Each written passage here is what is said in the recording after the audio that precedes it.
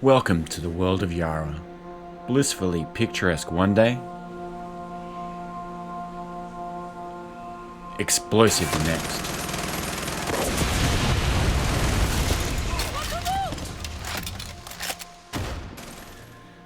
In the world of Far Cry 6, from developer Ubisoft Toronto, we're back in the shoes of a freedom fighter in an open, dynamic world full of dangers, bads, big bads, and biggest bads.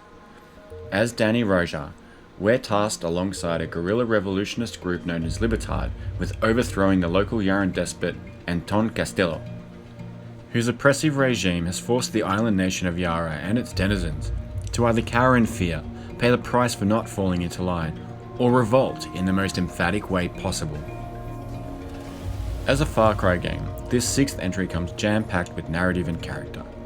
Ubisoft Toronto hasn't shied from the series' trademark dark humour, nor has it shied from serving up intense action tearing into the otherwise postcard-perfect landscape upon which this adventure takes place. And by postcard, I mean just that.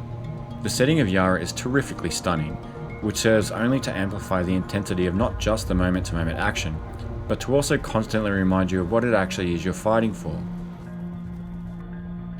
Throwbacks to the first Far Cry and Far Cry 3 aren't without merit, but what separates Yara from other island-based outings is that Ubi Toronto has worked to make this as believable a country as possible, beginning with revealing this is actually the largest play space ever created in the franchise. What this extra space has allowed Ubi Toronto to do though, is not just fill the world with things, so to speak, but to layer your narrative path through it. As a freedom fighter engaging in guerrilla warfare and anti-flag tactics, the developers saw fit to craft what is essentially a three-world play space. You have the picturesque island I've mentioned already, the government-controlled cities, and the so-called guerrilla underground.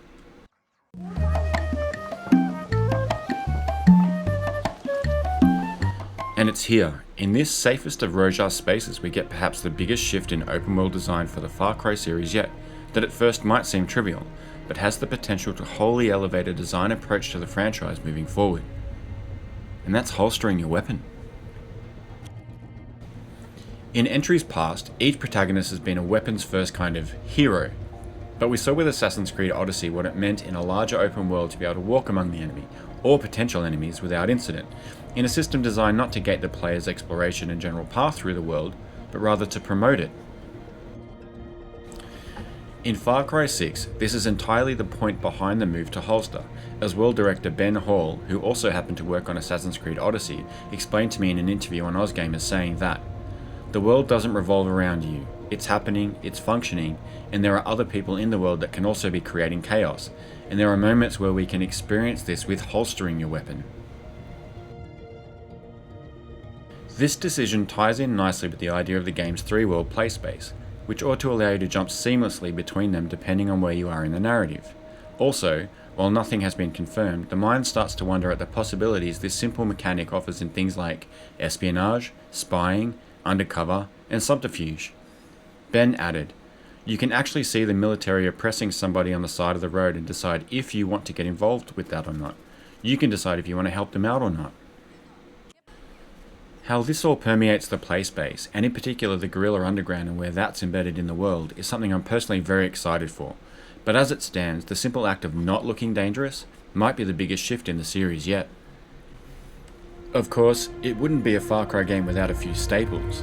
Vehicles make a very big splash in Far Cry 6, which helps in cementing the very on-the-nose nod to Yara being a Cuban relative equally caught in a 40s and 50s time warp. I'm super interested to see how deep the era love goes in terms of such aesthetics, but there's something kind of cool about rolling down the street in a digital homage to classics such as Chevrolet, Plymouth, Dodge, Buick, Ford and more. Who knows, maybe a Schwinn bike or two could be up for cruising as well. Of course, more modern options will be available, and all hopefully up for total customization. As you've seen in snippets of the game so far, mounts return, at least in the form of horses, but I'm only using that as a segue into one of my favourite ever-expanding aspects of open world games, ecology. We've seen in the past decade or so a huge shift in crafting believable ecosystems in games that go beyond development buzzwords like dynamic day, night and weather. More often than not, and as the most tangible reflection of a so-called living, breathing world, is an entire animal ecology that includes food chains, predation, and more, in an effort to have the play space essentially functioning as life would, in the narrative background, while you go about your heroic business. And in Far Cry 6, this is business as usual. Good dog. Good dog. What you've seen there is the game's Amigo system, which is the same as the pets found in Far Cry 5. And while we're yet to see the full Yara wildlife set up in natural swing, World Director Ben Hall assures us it's as natural and occurring as a space this large requires, but that it will also impact your gameplay, stating, "There is a food chain scenario. You actually experience moments where you will see a predator animal give chase to prey, and it's something that you witness, you watch it happen, and you can, as long as you keep out of the way, actually see those things play out. And of course, the predators will also attack military soldiers too, which is something you can use to your advantage as well, at certain moments." So in short, animals and the game's ecology plan to play a major part in how you go about it. And in final addition to all of that is the figurative Swiss Army knife of all Far Cry games, weapons. And in Far Cry 6, Ubisoft Toronto has gone all out. Part of the guerrilla fantasy Ubisoft has aimed for with the game's player character role is the concept of counter-offensive warfare, or munitions where, and how, you can find it.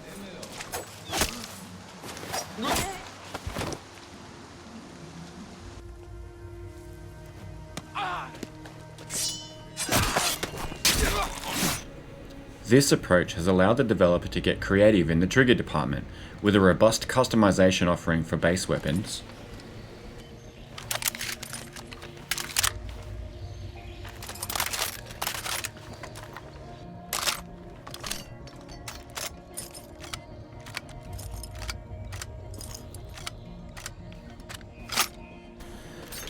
and the heavily touted Resolver weapons, which is actually pronounced Resolver, uniquely designed offensive wares inspired by the Cuban Resolver spirit, which can be described as a collection of makeshift weapons built from whatever a good craftsperson can get their hands on.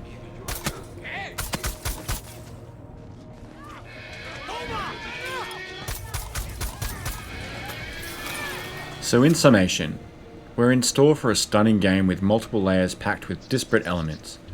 There's a mature component to this story that feels less OTT, but still grand, in that scheme dealy people talk about. And yes, we're still holding out for answers to a number of serious questions, such as choice and consequence. As open as the Far Cry games have been in the stomping ground sense, missions and arcs for all intents and purposes generally present as binary. Hopefully in Far Cry 6 we get to see some player agency in how the narrative plays out. Game world structure. Towers were all but removed in Far Cry 5, but the game still carried with it a bit of a zone and checkpoint system. But with the 3-world play space I've talked about, Ubisoft Toronto has a chance to deliver us an incredibly dynamic and emergent game.